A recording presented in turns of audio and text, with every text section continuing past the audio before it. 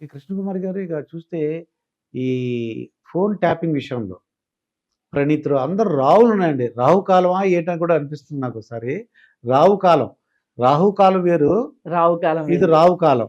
ఉమ్. అందులో ఏదో కబ్జాలు చేసినప్పుడు సంతోష్ రావు అంటారు. ఫోన్ ట్యాపింగ్ ప్రణీత్ రావు అంటున్నారు. ఇప్పుడు రాధాకిషన్ రావు. అందరూ రావులైపోయారు. అంటే కేసీఆర్కి తన సామాజిక వర్గం చాలా చిన్నదని తెలుసు. ఈ చిన్న సామాజిక వర్గం ఉన్న వాళ్ళు మైనారిటీ పీపుల్ కదా. మైనారిటీ వాళ్ళకి ఎప్పుడు కూడా కొంచెం ఉద్వేగాలు ఎక్కువగా ఉంటాయి. మనల్ని ఎవరో ఏదో చేసేస్తారు, మెజారిటీ పీపుల్ మన ఏదో చేస్తారు, కాబట్టి మనం అందరం కలిసికట్టుగా ఉండాలి అనే ఒక ఉద్దేశం ఉంటుంది వాళ్ళకి. ఈ ఈ ఈ మైనారిటీ కులము ఈ మెజారిటీ కులాలు మన మీద ఎక్కడ దాడి చేస్తాయోనని చెప్పి వాళ్ళు త్వరగా ఇంటర్ కాస్ట్ మ్యారేజ్లకు కూడా ఒప్పుకోరు వాళ్ళు. రాజులు ఒకళ్ళు, ఈ వెలమ కమ్యూనిటీ వాళ్ళు, వీళ్ళు ఏంటంటే వాళ్ళని వాళ్ళు చాలా గొప్పవాళ్ళుగా అనుకుంటారు. తమ కులం చాలా గొప్పది అనుకుంటారు. అనుకొని వేరే కులాల వాళ్ళతోటి మేము సంకరం అవ్వటం మాకు ఇష్టం లేదు అనే ఉద్దేశంతో పిల్లలకు చాలా త్వరగా పెళ్లిళ్ళు చేసేస్తుంటారు. అసలు వాళ్ళ క్యాస్ట్లోనే అంటే వీళ్ళు కొంచెం వయసు పెరిగింది అంటే వీళ్ళు ఇంకెవరెవరిని పెళ్లి చేసుకుని వచ్చేస్తారు అన్నట్లు. ఒక 15-20 ఏళ్ల క్రితం అయితే అసలు ఈ బాల్య వివాహాల గురించి అంతగా మాట్లాడుకొని సందర్భాల్లో అమ్మాయిలకి 13 ఏళ్ళకి 14 ఏళ్ళకి కొంతమంది రాజుల కుటుంబాల్లో చూశాను నేను. అబ్బాయిలకి 18 ఏళ్ళకి 19 ఏళ్ళకి పెళ్లిళ్ళు చేసిన సందర్భాలు చూశాను. ఇప్పుడంటే 18, 21 స్ట్రిక్ట్ గా ఫాలో అవుతున్నట్టున్నారు. వీళ్ళు ఎందుకు చేస్తారు అంటే మన రాజుల కుటుంబంలోకి వేరే కులం వాళ్ళు రావద్దు అనే ఉద్దేశంతో మన సామాజిక వర్గానికి చెప్పినట్టు ఒక సామాజిక వర్గం. ఇప్పుడు ఇక్కడ ఏమైంది అంటే ఈ వెలమ సామాజిక వర్గం వాళ్ళు అంటే ఇదంతా ఎందుకు అంటే ఆ మైనారిటీ ఫీలింగ్ తోటి మనం కలిసికట్టుగా ఉండాలి అనే ఒక ఉద్దేశం ఉంటది. వాళ్ళు ఉద్యోగాలు ఇస్తే కూడా వాళ్ళని తీసుకొచ్చుకొని వేసుకోవటానికి ఇష్టపడతారు.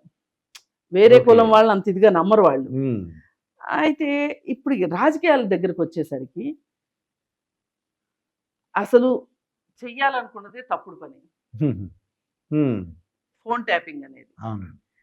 ఆ తప్పుడు పనికి మన గురించి బయట ఎక్కడ చెప్పని మనుషులు కావాలి, విధేయులై ఉండేవాళ్ళు కావాలి. అంటే లాయల్టీ చాలా ఇంపార్టెంట్. లాయల్టీ అనేది ఎక్కడి నుంచి వస్తుంది? నీకు నీ కమ్యూనిటీ మీద నీకు అపారమైన ప్రేమ ఉన్నప్పుడు ఇక్కడ కేసీఆర్ని కాదు వాళ్ళు చూసేది, వాళ్ళ కమ్యూనిటీని చూసుకుంటారు. వాళ్ళ కమ్యూనిటీకి లాయల్గా ఉన్నాం అనుకుంటారు. ఆ ఉద్దేశంతో ఆ ఉద్దేశంలో వాళ్ళు ఉంటారు అని ఆ ఉద్దేశాన్ని ఈయన వాళ్ళల్లో ఉన్నా లేకపోయినా పెంచి పోషించి వాళ్ళని తనకు కావాల్సిన విధంగా పావులుగా వాడుకున్నాడు కేసీఆర్. ఆ పనులన్నీ చేయించుకున్నారు. పైగా వీళ్ళకి పనిచేసి పెట్టేటప్పుడు వాళ్ళ సొంత పనులు కూడా చక్కబెట్టుకున్నారు. వాళ్ళ వ్యాపారాలు వాళ్ళు చేసుకున్నారు. రాధాకిషన్ రావు అనే అతను ఉన్నాడు అంటే అతను టాస్క్ ఫోర్స్ లో ఉండి, ఈ టాస్క్ ఫోర్స్ లో ఉండే వాళ్ళకి ఏంటి అంటే వాళ్ళు ఎక్కడికైనా ఏ టైంలో అయినా సెర్చ్ వారెంట్లు అయ్యి తర్వాత చూసుకోవచ్చు, ముందు వెళ్ళిపోవచ్చు, వాళ్ళు రైడ్ చేయొచ్చు. ఇప్పుడు చాలా మంది బేగం బజార్ వ్యాపారస్తులు వాళ్ళని ఆడుకున్నాడంట అతను. అలాగే రియల్ ఎస్టేట్ వ్యాపారుల్ని బేగం బజార్ లో వ్యాపారస్తులు కొద్దిగా ఇబ్బంది పడ్డారంట. ఇప్పుడు వస్తున్నాయి అన్ని ఒక్కొక్కటి వెయిట్కి. రియల్ ఎస్టేట్ వాళ్ళు బాధపడ్డారు. మరి అంటే ప్రైవేట్ దందా జరిగింది. ప్రైవేట్ దందా ఇప్పుడు వాళ్ళని బెదిరించి వాళ్ళతోటి మీరు చేసే వ్యాపారం అక్రమం, ఈ సంగతి నేను పై వాళ్ళకి చెప్తా, చెప్పకుండా ఉండాలంటే మీకు వచ్చే దాంట్లో నాకు కొంచెం ఇవ్వండి, ఈ విధంగా వాళ్ళని అది చేసి మొత్తానికి అదిలిచ్చి బెదిరించి రియల్ ఎస్టేట్ వ్యాపారులకి ఫోన్లు ట్యాపులు చేసి, హీరోయిన్స్ ఫోన్లు ట్యాపులు చేసి అసలు వాళ్ళు ఇది చేశారా అది చేశారా అని లేకపోకుండా దీనికి ఒక ప్యారలర్ గవర్నమెంట్ నడిపారు వీళ్ళు. ఈ నడపటానికి ప్రభాకర్ రావు అనే అతను రిటైర్డ్ ఇంటెలిజెన్స్ డీజీపీ చీఫ్. ఆయన రిటైర్ అయినా కానీ మళ్ళీ తీసుకున్నాడు. ఎందుకంటే ఆయనకు ఒక కులం ట్యాగ్ ఉంది కాబట్టి. ఇప్పుడు వీళ్ళు ఏం చేశారంటే ప్రమోషన్స్ వచ్చే వాళ్ళని కూడా ఆపేసేసి వాళ్ళని ప్రమోషన్కి రెడీగా ఉన్న వాళ్ళని వీళ్ళకి సంబంధం లేని శాఖలకి ట్రాన్స్ఫర్ చేసి అంటే లూప్ లైన్లో పెట్టేసేసి వీళ్ళకి కావాల్సిన వాళ్ళని ముందుకు తీసుకొచ్చేసేసి వీళ్ళకి ప్రమోషన్లు ఇచ్చేసేసి వీళ్ళకి అపారమైన అధికారాన్ని కట్టబెట్టి వీళ్ళ చేత ఈ సొంత పనులు చేయించుకున్నారు. మరి ఇది ఒక రకంగా ఎంత అధికార దుర్వినియోగం అంటే, ఇది ఒక చట్ట వ్యతిరేకము అంటే ఎన్ని రకాల ఉల్లంఘనలకు పాల్పడ్డారో ఒక చెత్త పనికి, ఒక చెడ్డ పనికి.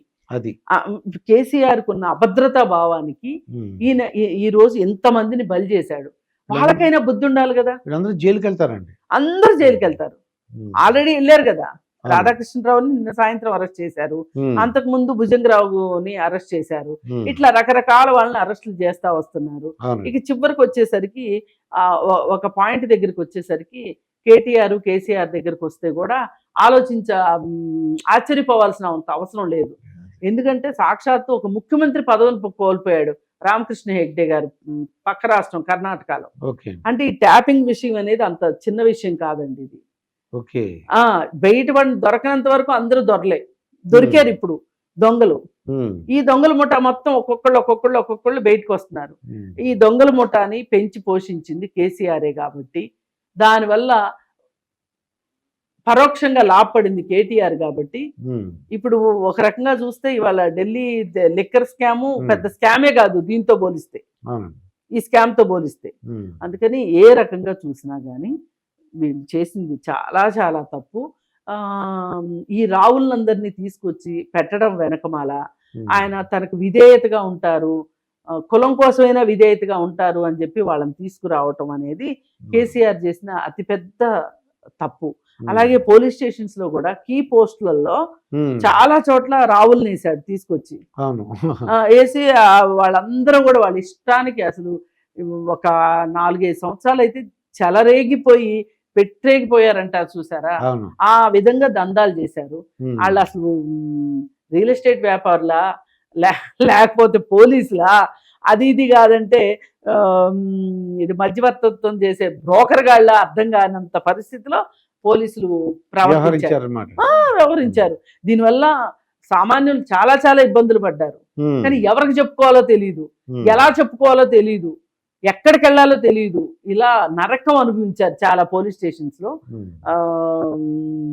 మరి ఇంకా కాలం నిర్ణయిస్తుంది. ఏం చేయాలి.